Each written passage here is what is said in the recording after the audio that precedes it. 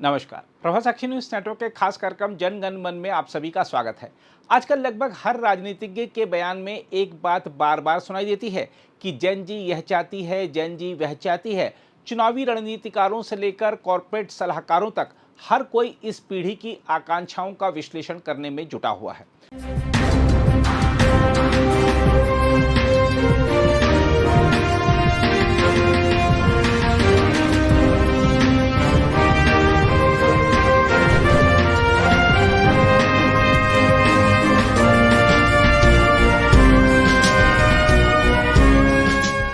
राजनीतिक दल भी दावा कर रहे हैं कि उनकी नीतियां जैन जी की उम्मीदों पर खरी उतरेंगी। यह अपने आप में इस बात का प्रमाण है कि आज की राजनीति में यह वर्ग कितना निर्णायक बन चुका है।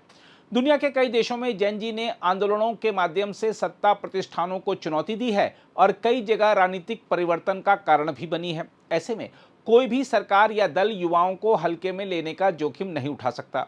यही वजह है कि प्रधानमंत्री से लेकर विपक्ष के बड़े नेता और सामाजिक संगठनों के प्रतिनिधि तक सभी इस समय जैन जी को अपने पक्ष में आकर्षित करने की कोशिश में लगे हुए हैं। लेकिन सवाल यह है कि आखिर जैन जी चाहती क्या है?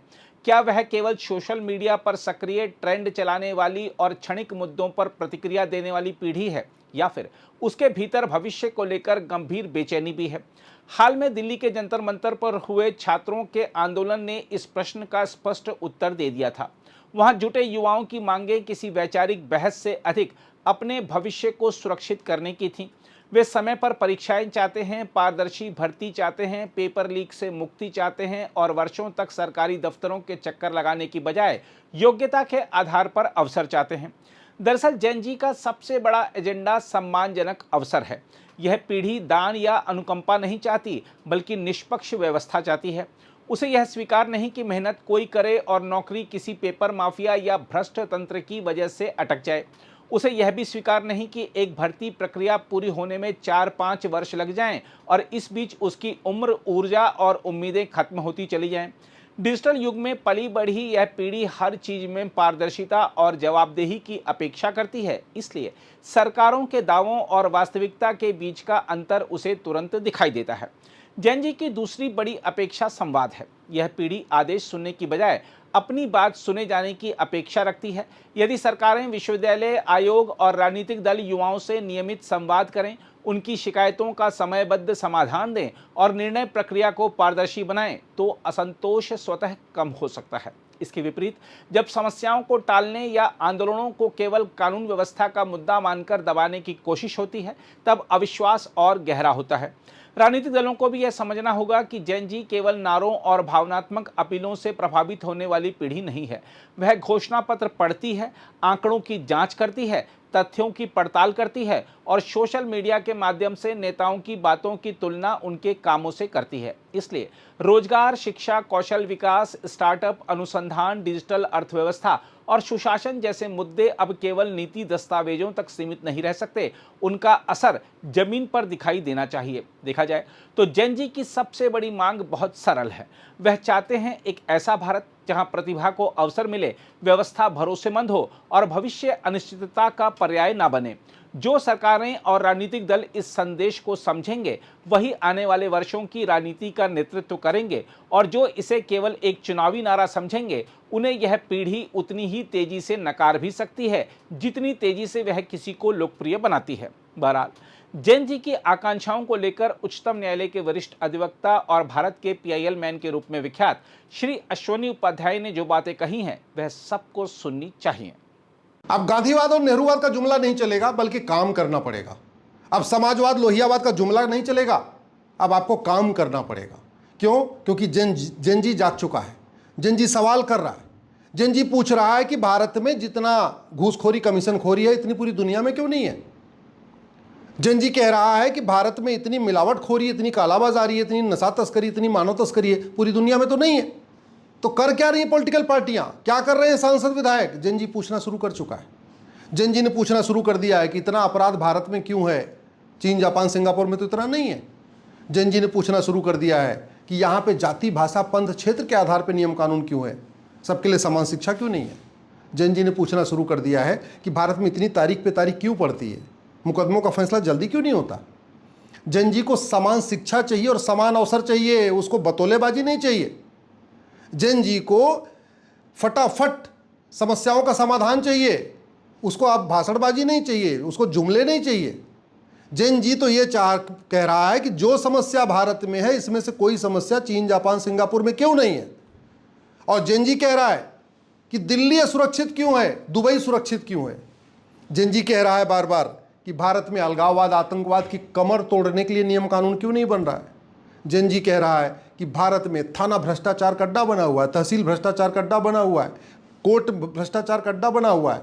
चीन, जापान, सिंगापुर में ऐसा क्यों नहीं है। तो अब राजनीति का एक नया फेज आ रहा है। अब आपको जेन जी को समझना पड़ेगा, लोगों को समझना पड़ेगा, लोगों की आकांक्षाओं को समझना पड़ेगा। अब वो भाषणबाजी, जुमलेबाजी, फीता काटना, ये करना, वो सब पुरानी बातें हो गई। अब तो एक एक समस्या, ये जो अखबार में समस्या निकल रही है ना, इसकी रूट काज एनालिसिस करके इमीडिएटली सोल्यूशन देना पड़ेगा। जेन जी हर चीज़ की तुलना अमेरिका से कर रहा है, चीन से कर रहा है, जापान से कर रहा है, सिंगापुर से, क्योंकि उसके फ़ोन में है। जब भी कोई समस्या भारत में देख रहा है, तुरंत वो गूगल करके देख रहा है कि ये समस्या जो भारत में है ये दुबई में है क्या, कुवैत में है क्या, बहरीन में है क्या, अबू धाबी में है। उसको पता चलता रही ये समस्या वहाँ तो है ही नहीं। जितनी चोरी, लूट, झपटमारी भारत में है पूरी दुनिया में तो नहीं है। जितना हत्या, बलात्कार भारत में है इतना तो चीन, जापान, सिंगापुर, अमेरिका, रूस में नहीं है। जितनी अराजकता भारत में है इतना चीन, जापान, सिंगापुर में नहीं है। जिस तरीके से यहाँ लोग दूसरे की ज़मीन पर कब्जा कर लेते हैं चीन, जापान, सिंगापुर में तो नहीं है। तो अब जो नेक्स्ट जनरेशन है, जो यंग जनरेशन है, जिसको हम जेन जी कह रहे हैं, वो ये कह रहा है कि यहाँ पे इतनी बतौलेबाजी होती, इतनी भाषणबाजी होती, इतना तू मैं होता, इतना आरोप प्रत्यारोप होता है, रोज़ प्रेस कॉन्फ्रेंस होती है, रोज़ सेमिनार होते हैं, रोज़ कॉन्क्लेव होते हैं, समस्या क्यों नहीं ठीक हो रही है। मैं फिर से कह रहा हूँ, जेन जी को समझिए, वो अब पुरानी चीज़ों से ऊपर उठ गया। उसका दिमाग एकदम वैज्ञानिक रूप से काम कर रहा है। उसके अंदर एक साइंटिफिक टेम्पर डेवलप हो चुका है। अब वो बाकी चीज़ों में नहीं जाएगा, भावनाओं में नहीं जाएगा, वो सीधे सीधे आंकड़े देखेगा। वो तो ये देख रहा है कि भारत में थाने में ईमानदार अभी भी जाने से डरते हैं, जबकि गुंडे बदमाश थाने में बैठे रहते हैं। वो ये देख रहा है। वो ये देख रहा है कि हमारे सांसद, विधायक में कितने प्रतिशत अपराधी हैं। अब जेन जी ये कह रहा है कि ये गुंडे बदमाशों को पार्षद प्रधान बनने की छूट क्यों दी जा रही है। जेन जी अब ये कह रहा है कि गुंडे बदमाश सांसद, विधायक क्यों बन रहे हैं, नियम कानून क्यों नहीं बदला जा रहा है, इलेक्शन रिफॉर्म क्यों नहीं हो रहा है, पुलिस रिफॉर्म क्यों नहीं हो रहा है, जुडिशियल रिफॉर्म क्यों नहीं हो रहा है, टैक्स रिफॉर्म क्यों नहीं हो रहा है। जेन जी ये कह रहा है कि एजुकेशन रिफॉर्म क्यों नहीं हो रहा है, हेल्थ केयर रिफॉर्म क्यों नहीं हो रहा है। मेरा मानना है एक नया फेज़ आ रहा है, इसको जितना जल्दी हम समझ लेंगे उतना अच्छा है। और अब ये संसद, विधानसभा, अब वहाँ पे तालियां बजाने की बजाय हमें चिंतन करना पड़ेगा। अब संसद, विधानसभा में शेरो शायरी करने की बजाय नियम कानून, सिस्टम पे चर्चा करना पड़ेगा। क्यों? क्योंकि जो कुछ संसद, विधानसभा में हो रहा है वो वायरल हो रहा है, वो जेन जी देख रहा है। और जेन जी देखने उसको कह रहा है कि भाई इनको वेतन भत्ता, गाड़ी, बंगला संसद, विधानसभा में शेरो शायरी करने के लिए थोड़ी मिलता है। वेतन भत्ता, गाड़ी, बंगला संसद, विधानसभा का बाइकआउट करने के लिए भी नहीं मिलता। वेतन भत्ता, गाड़ी, बंगला, free air ticket, free rail ticket, जो कुछ मिल रहा है ये संसद, विधानसभा में काम करने के लिए मिल रहा है। और जब तक अनपढ़, अनाड़ी, गंवार, गुंडे, मवाली, बदमाश पार्षद प्रधान बनते रहेंगे, सांसद विधायक बनते रहेंगे, तब तक बदलाव कैसे आएगा। इसलिए सरकार से निवेदन है, अब कंक्रीट रिफॉर्म करें। भारत के प्रत्येक नियम कानून को चीन, जापान, सिंगापुर, अमेरिका, ऑस्ट्रेलिया के साथ कंपेयर करें। भारत के प्रत्येक सिस्टम को चीन, जापान, सिंगापुर, अमेरिका, ऑस्ट्रेलिया के साथ कंपेयर करें और वहाँ की बेस्ट प्रैक्टिस लाएं। विकास बहुत पर्याप्त हो चुका है, हाईवे, एक्सप्रेसवे खूब बन चुका है, भौतिक विकास खूब हो चुका है, लेकिन देश सुरक्षित नहीं है। जेन जी को सुरक्षित भारत चाहिए। विकसित भारत के तो बन जाएगा, पहले सुरक्षित हो जाएगा भारत, फिर विकसित भी बन जाएगा। अगर आप भी लेना चाहते हैं देश दुनिया की तमाम जानकारी तो आज ही सब्सक्राइब करें हमारे चैनल को। साथ ही नीचे दिए बेल आइकन को जरूर दबाएं ताकि हर अपडेट आप तक पहुंच सके।